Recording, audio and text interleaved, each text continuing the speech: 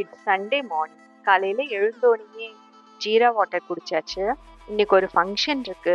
அதனால நாள் நைட்டே நான் கொஞ்சோண்டு வெந்தயம் ஊற வச்சுட்டேன். ஹேர் வாஷுக்கு வந்து நம்ம ஒரு பேக் போட்டுடலான்றதுக்காக. ஸோ இந்த வெந்தயத்தை நல்லா அரைச்சி எடுத்துட்டு அது கூட கொஞ்சோண்டு தயிர் சேர்த்துக்கிறேன். தயிர் ஒரு நல்ல கண்டிஷனர். நம்ம ஹேர் நல்லா ஷைனிங்காக வச்சுக்கிறதுக்கு தயிர் யூஸ் ஆகும்.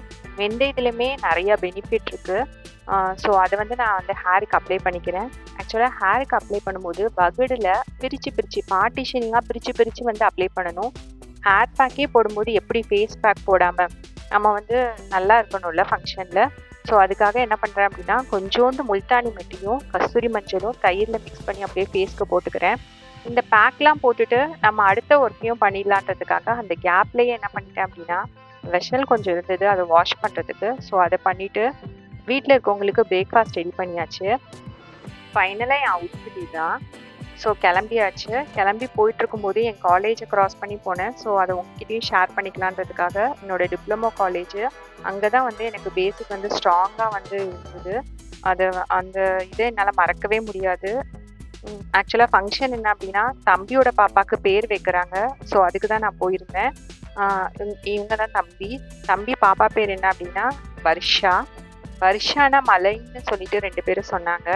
ஆக்சுவலாக வந்து நமக்கு பாய் பேபிக்கு நம்ம எவ்வளோ அமௌண்ட் போட்டு ட்ரெஸ் எடுத்தாலுமே கேர்ள் பேபிக்கு ட்ரெஸ்ஸஸ் தான் நிறையா இருக்குது. பயங்கர க்யூட்டாக இருந்தது. குட்டி குட்டி பாப்பானாலுமே வந்து 1, 2க்கெல்லாமே ட்ரெஸ்ஸிங் அவ்வளோ க்யூட்டாக இருந்துச்சு.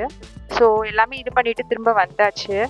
வீட்டுக்கு வந்துட்டு இருக்கும்போது யோசிச்சாச்சு, என்னடா நம்ம சாப்பிட்டாச்சு, ஹஸ்பண்ட்க்கு எதாவது வாங்கணுமேன்ட்டு பிரியாணி வாங்கிட்டு வந்துட்டேன்.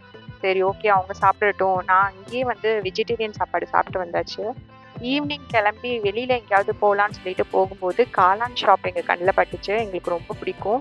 தம்பிக்கு வந்து பானிபூரி வந்து பயங்கர ஃபேவரெட்டு. நாங்கள் எப்போ வெளியில் போனாலும் இந்த ஷாப்பில் வந்து நாங்கள் சாப்பிடுவோம். இது இங்கே வந்து ரொம்ப நல்லாயிருக்கும். டேஸ்ட் வந்து மற்றதை கம்பேர் பண்ணும்போது உண்மையாகவே வந்து நல்ல டேஸ்டியாக இருக்கும்.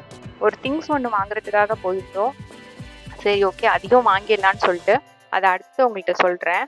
அப்படியே ரிட்டர்ன் வரும்போது ஒரு ரோஸ் மில்கை குடிச்சிட்டு நல்லா ஸ்ட்ரென்த்தாக வந்து வீட்டுக்கு வந்தாச்சு. வந்துட்டு தோசை செஞ்சுட்டு தம்பி ஆம்லெட் ஒன்று கேட்டான். சரி ஓகே ஆம்லெட்டும் வந்து போட்டு கொடுத்தாச்சு. சப்ஸ்கிரைப் பண்ணுங்கள் மறக்காமல். தேங்க்யூ.